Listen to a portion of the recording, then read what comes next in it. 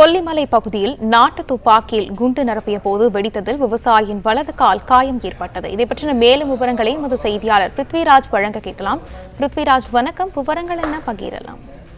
வணக்கம். நாமக்கல் மாவட்டம் கொல்லிமலை சேப்பம் குளப்பட்டி பகுதியை சேர்ந்தவர் சுப்பிரமணி.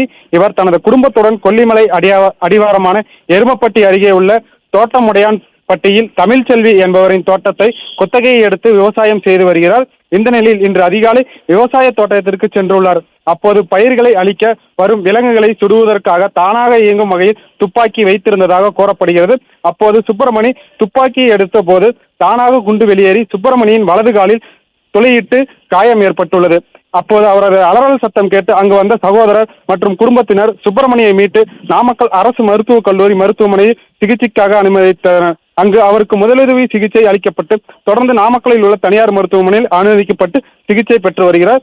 சம்பவம் தொடர்பாக எருமப்பட்டி போலீசார் சம்பவ இடத்திற்கு சென்று நாட்டு துப்பாக்கியை கைப்பற்றி துப்பாக்கி யாரோடையது என்றும் யார் வைத்திருப்பார்கள், உரிய அனுமதி இருக்கிறதா என போலீசார் பல்வேறு கோணத்தில் விசாரணை மேற்கொண்டு வருகின்றனர்.